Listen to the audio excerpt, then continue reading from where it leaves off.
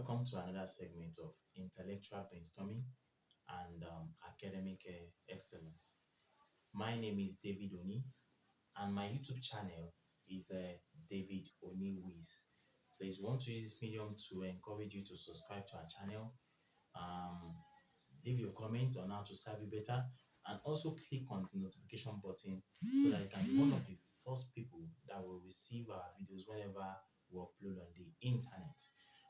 We're going to conclude today on political economy, political economy, and today we're going to look at what we call the world system political economy perspective.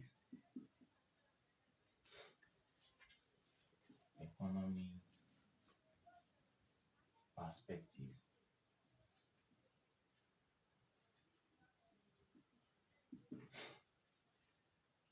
The world system political economy perspective.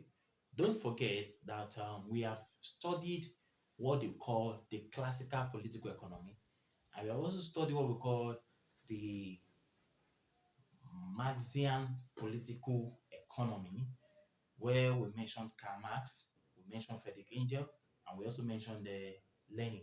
We also said that Lenin was one that wrote on the imperialism, the highest stages of capitalism. And we said that when you talk about the Marxian political economy, we are talking about the exploitative relationship that existed between the have and the have not. We are talking about the surplus value. We are talking about the starvation wage that is paid to the labor, and that starvation wage cannot go to any length to survive the laborer, not to talk about his family. So it's starvation wage. And we talk about the surplus value. The surplus value is the profit that is made by the bourgeoisie or the owner of the business. And at the end of the laborer is paid a little amount of money. So we talk about the class, we talk about the class, and we talk about what we call the class struggle. We also mention production, exchange, and distribution. And we also mention what the surplus value in terms of relation, in terms of productive process. So today we're going to look at the world perspective or the world system political economy perspective. Now, when you talk about the world system political economy perspective, is very, very, very easy. You're talking about a system where the world is divided into three parts. You have the countries, core countries, you have the semi periphery, and you have the periphery periphery countries. Now, when you're talking about the core countries, you are talking about the advanced countries. You are referring to the first world countries. You are referring to the metropolitan countries. You are referring to advanced countries. You are referring to industrialized countries. So all these terms I've used now, they are all referring to the core countries, advanced countries. And when you talk about advance, you're talking about advancement in industrialization. You're talking about advancement in technology. You're talking about advancement in what economy. You're talking about advancement in social life. You're talking about advancement in every ramification of life. We are talking about countries that are developed. In such countries, you have mortality rate being low, and they have the highest age. That is, people that die in those countries, they are always very, very old. And apart from that, there is low mortality rate. That is, the chances of children surviving at childbirth is very, very, very high. So there is low mortality rate in such countries because of the advance or use of advanced technology in what used in these advanced countries. So when you talk about core countries, we are talking about countries that have developed economy. Their economy is what is well developed. They have a very good society. They have a stable society. Politically, their society is very stable. They have security. They have food is not their problem any longer. They have solved the problem of starvation. So the employment rate is on the high side. Most of the people in these countries are educated. They are educated. You hardly find the number of people that are not educated there. They are very low compared to developing countries where almost 65% of the population are illiterate. So when you talk about core countries, you're talking about what advanced countries. You're talking about the metropolitan countries. You are talking about first world countries. You are talking about what countries that are advanced technologically. They visit the moon. They do a lot of research on how to develop their society, and the sociological, psychological, effect of this development in such countries is very, very, very what very, very good. So in such countries, you are talking about what core countries. We are talking about countries that are well advanced. They have advanced technology. Their country is well stable. They don't have, their roads is good. Their health system is good. The educational system is good. Their security system is good. The employment system is good. The political system is also stable. So such countries are regarded as what as core countries. So the world system, political economic perspective, in terms of core countries, is a very stable and vibrant system. Then you talk about the semi-periphery. The semi-periphery are referring to those countries that are second world countries. They are second world countries. In terms of development, they are also there, but they have not attained the level of the core countries. Then you talk about the periphery, which is where we are going to. The periphery countries. The periphery countries are the so-called underdeveloped countries. They are the so-called developing countries. So these countries, they have high mortality rate, they have unstable political system, the economy is what is in chagrin, the aspect of life in these countries what they have political instability. Let's call that word. They have unstable political system, or they have political instability. Political instability. So in such countries, they are referred to as core countries because they are developing countries. They are underdeveloped countries. So now these periphery countries depend on what? On the core countries for most of the things they do. They are still tied to the apron string of what of their colonial masters, or they depend on what on aid and grant from the developed countries. Now, these countries that are periphery, they produce what we call raw materials. Raw materials. And when you talk about raw materials, we are talking about what? Unfinished goods. They produce raw materials. Now, these raw materials that are produced by these periphery countries are bought by the developed countries at a very cheap rate. At a very, very cheap rate. And when they are being sold back to them, they sell them at what? At exorbitant prices. And at that end, they are making profit at what? At the expense of the periphery countries. So the periphery countries may not be able to produce finished goods. And if after they produce anyone, they cannot measure the standard of the international countries or the international system. So for that reason, they depend mainly on what? On raw materials for survival. So periphery countries are underdeveloped. They are developing countries. And they are tied to the apron string of what? Of their colonial masters. Now, these periphery countries, most of them or all of them have gained their independence. They have gained their independence. They are no longer under their colonial masters. And because of the fact that they have gained their independence, there is a lot of expectation from them. There is a lot of expectation from them because they have gained their independence. Now they are independent. There is a lot of expectation from them. Most of the whole world is looking up to them. Now these countries that would have gained independence, they are supposed to grow. They are supposed to develop. They are supposed to use the raw materials or whatever they have to develop their economy. But unfortunately, over the years, the reverse is the case. The reverse is the case. Owing to some certain problems, bad leadership, mismanagement, maladministration, corruption, and what? And the international cartel system.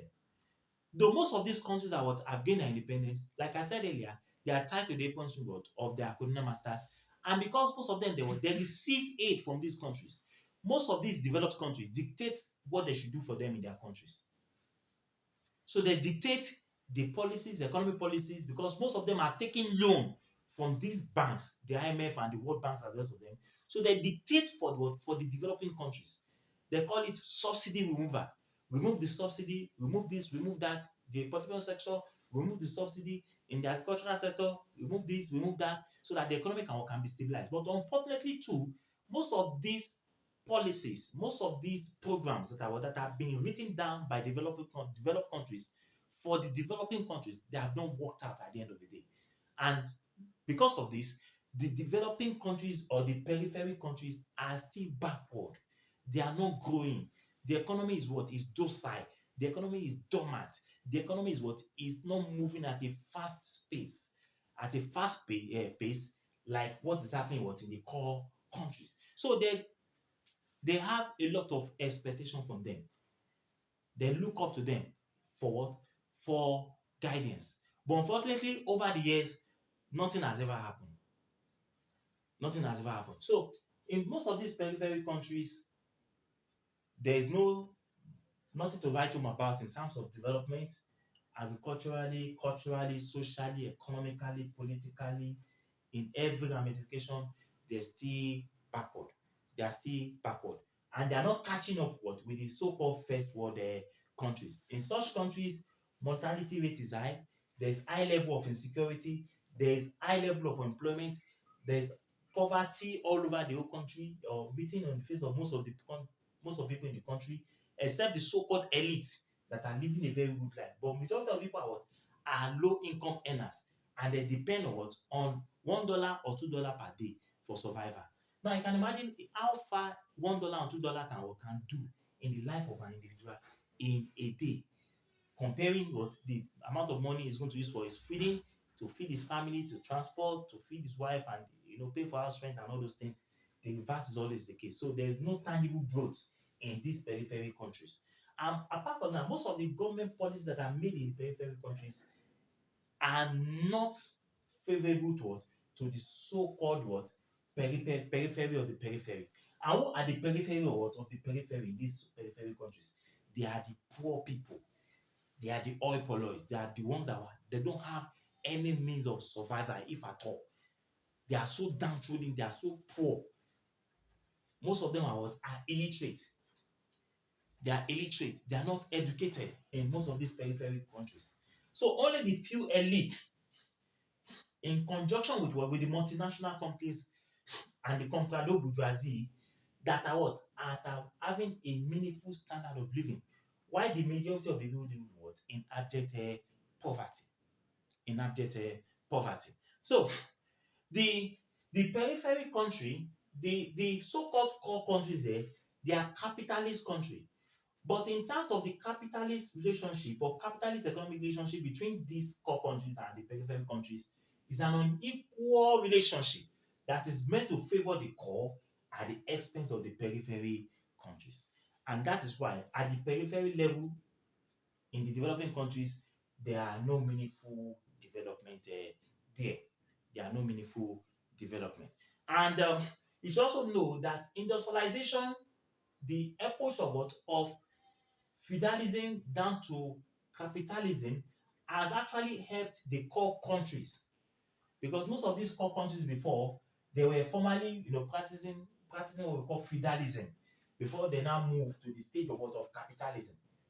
And now we have imperialism and the rest of them. So industrialization has actually favored them. It has actually helped us to develop their countries. And because of the core leadership that they have, because of the core leadership in these core countries, we discover that things are moving for them. But at the periphery level here, in the core countries, in the periphery countries or in the developing countries, you discover that the result is the opposite. So, what we're now saying there is that the world system political economic perspective in terms of the periphery countries is not a favorable one, is not a good one. And apart from that, most of the policies that have been indoctrinated by the so-called core countries to the periphery countries to adopt has not worked over the years. They have not worked. They have adopted so many political policies and the rest of them. But most of these policies have not worked in this periphery country. So there is a big problem here at the periphery level of the countries. So the third world countries are the periphery countries. They are the developing countries. They are the underdeveloped countries. And for that reason, in most of this economic system, the economy is not always vibrant. The economy is very, very poor and moving at a very low pace compared to the core countries where the economy is what is faster and moving at a very fast pace. So the relationship between the core and the periphery is not an equal relationship. It's a relationship that is meant to favor this one at the expense of this one. So when you're talking about the world system political economic perspective, we're talking about the relationship between the core countries and the periphery countries. So on that level, we can now see that the world system political economic perspective, when we look at the core countries, the semi periphery countries, and the periphery country, is an unequal relationship that is meant to benefit more of the core countries or the advanced countries or the politically stable countries at the expense of what of the periphery or developing countries. So the despite their independence, despite the policy that have been adopted or documented to them to adopt, it has not worked over the years, and the result is always the negative result in terms of the periphery countries. So, and that's why in my last topic we talked about the center periphery theory, where we talk about the advanced countries, center periphery, the relationship. Let me write it down. Center periphery theory, center periphery country, periphery theory. We have the center of the center, center of the center. We have the periphery of the periphery or the periphery. Then the uh, periphery of the center and the center of the periphery. So, sorry. So the center of the center. This is center of the center.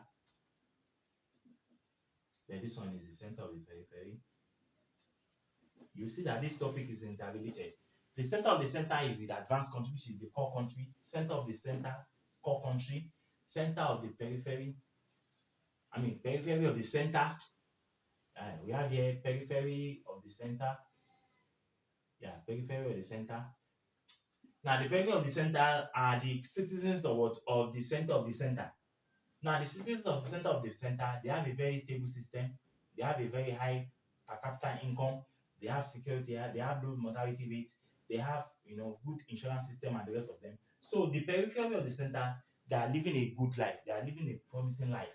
Then you have the periphery of the periphery, which is the poor people in the periphery countries or developing countries. You see that in this country, hunger, poverty, illiteracy is prevalent. Insecurity is prevalent. Unemployment is prevalent. Insecurity is one of their major problems. Health problem is what? Health problem is prevalent. Then you have the center of the periphery. Then you discover that the center of the periphery here, they are self-centered, they are selfish. And in terms of the center of the periphery, you discover that most of them are very, very corrupt. Government officials in this place are very, very corrupt. There's a high level of corruption, and that is why the the the the benefit of democracy, the good things that are supposed to come here to the periphery of periphery, they are not coming because the center here, they are what? They are embezzling everything. And that's why people at the periphery of the periphery, they live what in abject poverty. So in periphery countries, there is abject poverty here. There is high level of illiteracy. So center of the center, government of the advanced countries, periphery of the center, that is what people in the advanced country, then periphery of the periphery, people in the poor countries. Then we have center of the periphery, which is what? The government of the periphery. So government of the periphery here, high level of corruption, high level of maladministration, high level of what? Of bad governance, high level of what? Of autocracy, high level of autocracy, authoritarianism, high level of totalitarianism. There is no Politically, there is no room for opposition political party. The opposition political party is what is stiffed. The press is what is gagged or censored. The press does not have what we call total freedom. It's why in such countries you have all these things what in periphery countries. And that is the more reason why world system political economy in terms of this perspective is not favorable to the periphery country, but is beneficial to the core countries and the semi-periphery countries. On that note, we're going to end on what we call the world system political economy. Now, we have done three classes of political economy. We have done what we call the classical political economy. We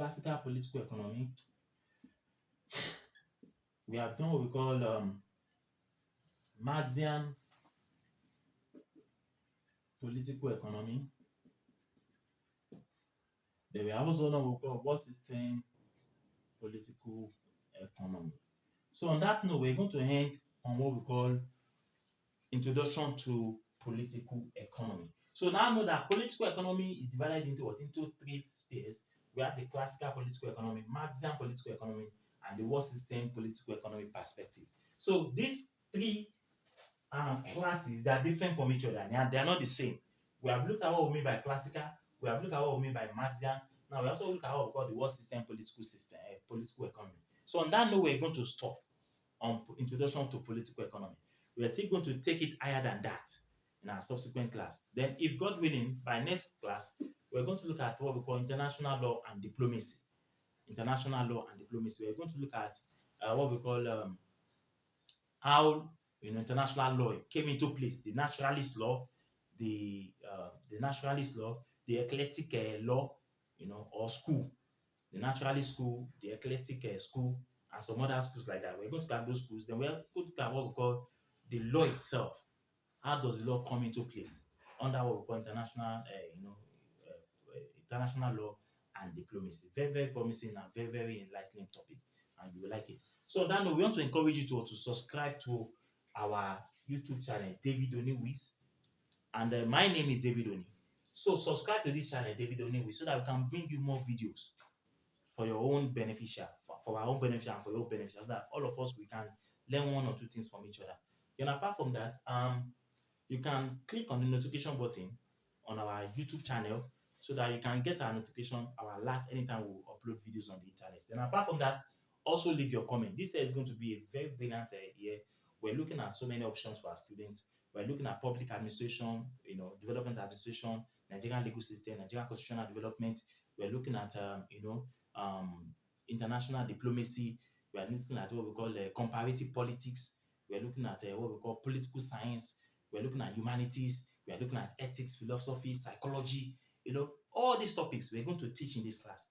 And I can bet you, when you apply all these principles that we're teaching everyone on this platform, you will never have a carryover in your course. I can bet you will come out with first class. It's not a big thing. Book is not a big thing. Once you apply these principles, you will come out with first class. So keep watching our videos, and we promise to bring you more better topics next time. Thank you, and God bless you. Bye bye.